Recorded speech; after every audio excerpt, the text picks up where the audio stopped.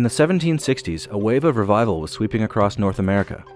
Hundreds of people gathered in barns or outdoors for days to listen to preachers at the Great Meetings. It was here where the United Brethren Church finds its beginnings.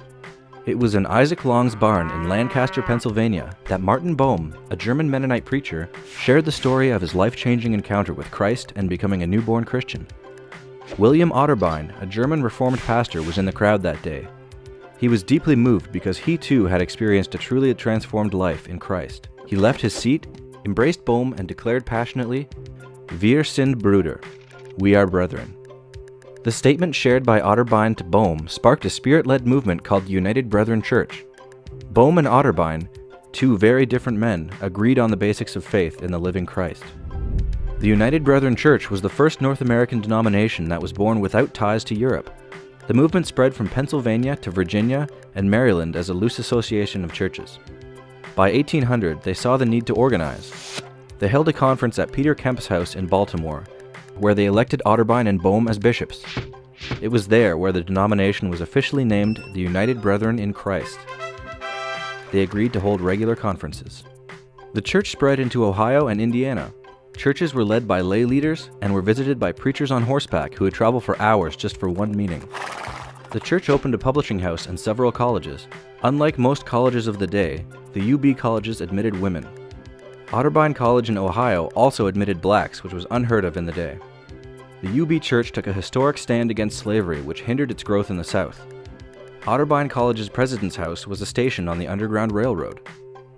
In 1826, Bishop Christian Newcomer crossed the border into Canada at Fort Erie, where he founded some churches which ultimately disbanded.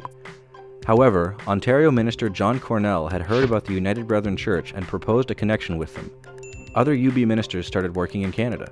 In the 1850s, the church also turned to missions. A caravan of 96 people was sent to Oregon to start churches. 2 years later, they began working in Sierra Leone, West Africa.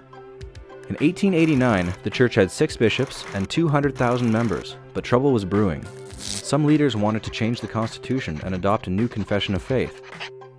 The church was split between liberals and radicals, who stuck to the original Constitution. The radicals, led by Bishop Milton Wright, numbered around 10,000 and split off from the main church body. For a time, there were 2 UB churches until the liberals ultimately merged with the Methodists in America and the United Church in Canada. The split was a major setback for the old Constitution United Brethren, who retained church buildings only in Michigan and Oregon and bought back one in Ontario. They had to reorganize. Bishop Wright's leadership was critical in keeping the church together, which he did with the help of his sons when they weren't too busy inventing the airplane. It was at this time in 1889 that the United Brethren ordained women with full clergy rights, and this continues today. The United Brethren founded a new denominational headquarters in Huntington, Indiana. Huntington University was also established. Over the 20th century, the church has grown to include nearly 500 churches in 17 countries around the world. There are national conferences in the United States, Canada, Honduras, Nicaragua, Guatemala, Jamaica, Sierra Leone, Hong Kong, the Philippines, and Mexico. UB churches are also flourishing in the mission districts, Haiti, Costa Rica, El Salvador, Germany, India, Macau, Thailand, and mainland China.